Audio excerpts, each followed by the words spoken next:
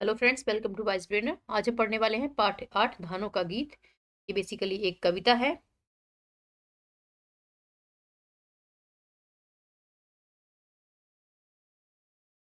सबसे पहले हम कविता को एक बार रीडिंग कर लेते हैं। ये कविता है बेसिकली। कविता की तो रीडिंग हमें कर लेनी चाहिए। तो धानों का गीत।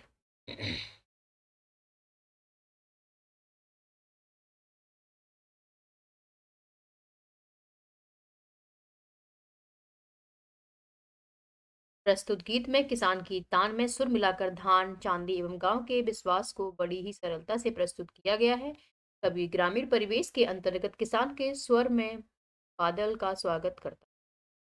तो धान उगेंगे कि प्राण उगेंगे, उगेंगे हमारे खेत में। धान उगेंगे कि प्राण उगेंगे, उगेंगे हमारे खेत में। आना जी बादल जरूर, चंदा को बांधेंगे कच्ची कलगियों में। चंदा को बांधेंगे कच्ची कलगियों में, सूरज को सूखी रेत में।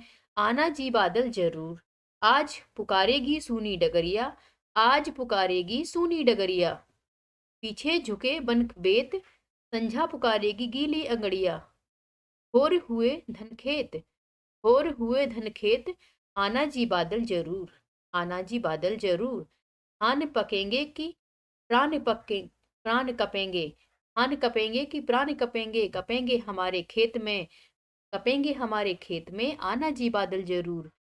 धूप ढरे तुलसी बन झरेंगे, धूप ढरे तुलसी बन झरेंगे।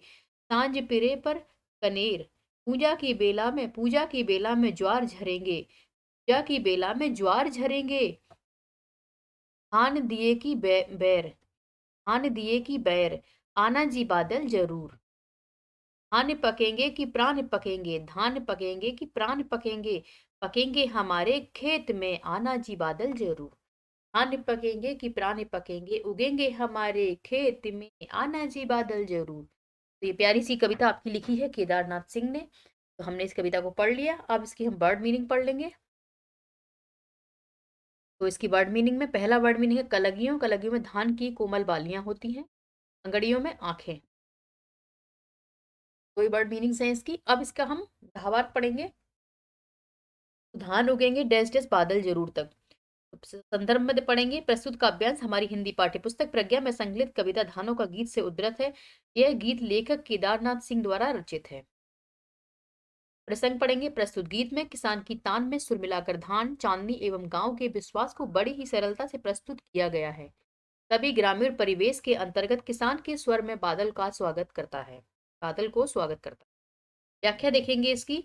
लहलहाते धान के खेतों को देखकर किसान प्रसन्न हो जाता है और कहता है कि उसके खेतों में धान होंगे, जिसके लिए वर्षा की पानी की जरूरत होने के कारण बादलों को आने का निमंत्रण देता है। चंद्रमा धान की कोमल बालियों पर चांदनी छिटकाएगा और सूरज सूखी रेत पर प्रकाशित होगा। नेक्स्ट है, इसके आगे भी और भी है। वर्षा होने के कारण खेत से आगे रास्ते खाली होंगे और बसों के पेड़ झुके दिखाई देंगे। बांसों होगा ये। संध्या समय नमी से आंखें गीली होंगी और सवेरे खेतों में धान लहलहाता नजर आएगा।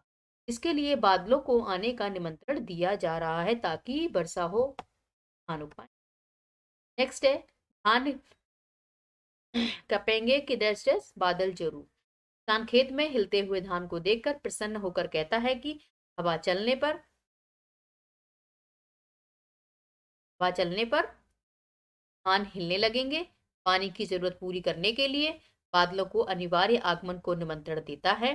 धूप ढलने पर तुलसी के पौधे हिलने लगेंगे और संध्या समय कनेर के फूल खिल उठेंगे और ज्वार तथा धान की लहलहाती फसलें हिलती नजर आएंगी। फसलों को पानी की जरूरत पूरी करने के लिए किसान बादलों को अनिवार्य रूप से आने का निमंत्रण देता है और कहता है कि फसल उनके खेतों में पक जाएगी। अब हम क्वेश्चन आंसर पे आ गए हैं। तो गीत से बादल को स्वागत, बादल को स्वागत कौन कौन और कब कब कर रहे हैं। बादल का स्वागत ये कौन ही होगा, का होगा। बादल का स्वागत किसान यानी भोर, सुबह, धूप ढले, सांझ या की बेला आदि पर कर रहे हैं। कौन कर रहा है, किसान कर रहा है। और कब कब कर रहा है, तो भोर यानी सुबह पर, धूप ढले, सांझ और पूजा की बेला। नेक्स्ट है, पंक्तियों का भावार्थ स्पष्ट कीजिए। चंदा को बाचेंगे कच्ची कलगियों, सूरज को सूखी रेत में। चंद्रमा की चांदनी धान की कोमल बालियों पर और सूरज सूखे रेत में प्रकाशित हो। संझा पुकारेगी गीली अखड़ियां भोर हुए धन की। संध्या समय नमी से आंखें गीली होंगी और सुबह खेत दिखाई दे। पूजा की बेला में ज्वार अरेंगे धान दिए की बेला। प्रातःकाल की में ज्वार और रात्रि में धान के खेत लहराएंगे। क्वेश्चन नंबर थर्ड है, धान को प्राण क्यों कहा गया? कर लिखिए। धान को प्राण इसलिए कहा गया क्योंकि संसार में एक बड़ी जनसंख्या के भोजन का आधार क्या है? चावल। नंबर फोर है, धान उगेंगे कि प्राण उगेंगे, धान कपेंगे कि प्राण कपेंगे, और धान पकेंगे कि प्राण पकेंगे। तीनों पंक्तियों के भावार्थ की तुलना करते हुए यह स्पष्ट कीजिए कि उगेंगे, कपेंगे और पकेंगे ये क्या आशय है? धान के उगने, लहलहाने और पक जाने से आशय है। यानी उगेंगे का मतलब उगने के लिए है, कपेंगे का मतलब लहलहाने के लिए है, और पकेंगे तो पक जाने आशय यहाँ पे लिख दिया गया है। नेक्स्ट क्वेश्चन है, भाषा की बात का फर्स्ट क्वेश्चन है, जहां प्रकृति की वस्तुओं को मानवीय व्यवहार की तरह दिखाया जाता है वहां मानवीकरण अलंकार होता है। जैसे संझा पुकारेगी, इसकी तरह कविता में मानवीकरण अलंकार के अन्य उदाहरण ढूंढ कर लिखिए। उत्तर है, बादल आना जी, डगरिया पुकारेगी, तुलसी बन झरेंगी और ज्वार झरेगी। ये क्या है यहाँ पर? मानवीकरण। नेक्स्ट है दूसरा, कविता में अनेक तद्भव शब्दों का प्रयोग हुआ है, जैसे प्राण और चंदा। इनका तत्सम रूप क्रमशः प्राण और चंद्रमा है। कविता में आए अन्य तद्भव शब्दों को छांटिए तथा उनका तत्सम रूप लिखिए। तो लिखेंगे, सूरज का हो जाएगा सूर्य,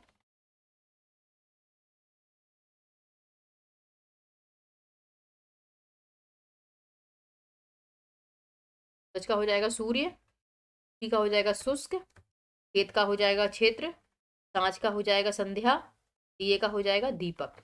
हम इस तरह इनके तत्सम शब्दों के, तद्भव शब्दों के तत्सम शब्द लिख लेंगे।